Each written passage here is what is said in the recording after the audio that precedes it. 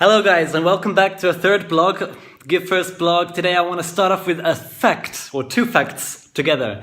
The first is that by 2030, 60% of the world will be living in urban areas, and at the same time, 95% of that growth will be in the developing world.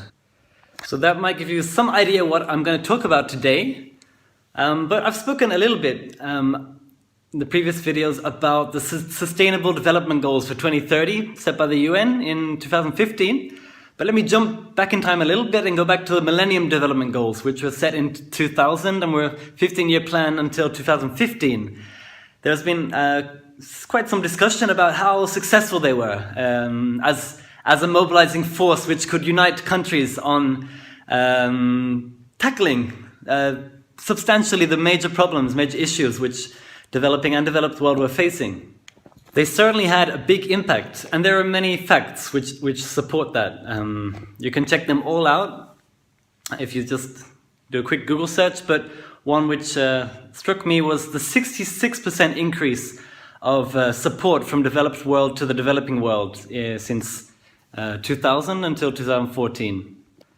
But despite the huge mobilization and energy which came together with those goals, which many countries took seriously, we still have what we have in the world, and there's no, common solution which we can all agree on, right? There's many different opinions, but still so much to do. And what can be for the next 15 years, now that we have a new Sustainable Development Goals set by the UN, what can be the driving force which can lead them to have more than just big impact like the last ones, but concrete and complete impact? So going back to the original quote, then about how 95% of the urban development will come in the developing world, made me straight away connect with the 17th out of 17 goal, the last goal the UN made for the next 15 years by 2030, which was to cultivate partnership for sustainable development. In their words, to revitalize partnership.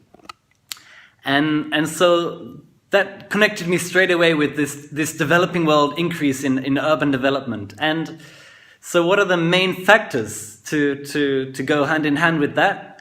Well, the partnership biggest between the developing world, developed world, of course, and in particular, taking that one step further, what do we see is going to be in the increase dramatically in the next 13 years? Well, if we look at who's going to be the 30-year-olds in that time, myself, then we can see that technology is going to be the huge factor, which is going to be to achieve the Sustainable Development Goals.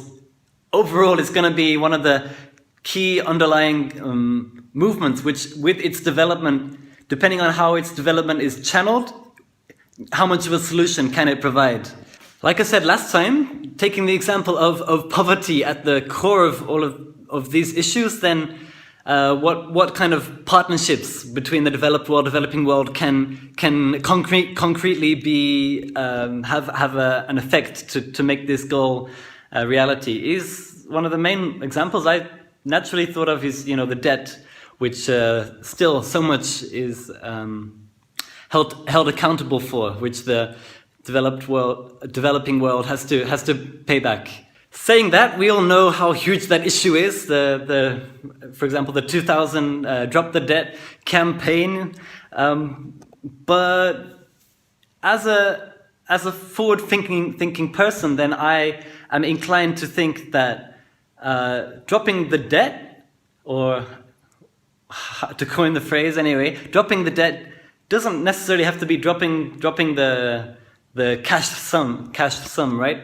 So if we think about this trend of technological innovation in the next years, then directing this trend toward lifting up the development in the developing world will be a huge factor, and this can be one one way of dropping the debt, how much we can make partnerships in line with this 17th goal of the UN. Just take one look at Finca. Finca is a Washington-based group which is helping especially Africa in many different ways. For example, providing technological advances at cheap costs. For example, the low-cost solar lamps, which are replacing the old hazardous kerosene lamps, or providing more secure microfinancial services such as fingerprint scanning in Nigeria. Or there are many initiatives like this, but these can be seen as ways of repaying that debt. So Finca is a great example. You can go check them out below in the description. But generally, I wanted to mention that this kind of initiatives, when they collaborate and make some unity between the developing world, developed world, then they can be a great source of repaying all the overdue help that the developed world should have been giving for a very long time. So that's some food for thought today.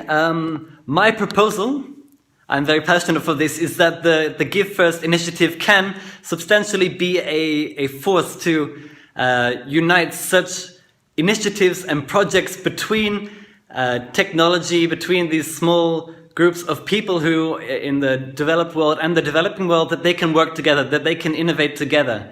And so I wonder if you have any thoughts about that area, what you think, even in its early days now, if the Give First initiative has some potential there, and if you could contribute to it, is there anything you could offer for that? So yeah, I'm very open to hear what you want to say and happy to discuss as well any questions or comments you might have. So thank you for watching today, and I'll be seeing you tomorrow.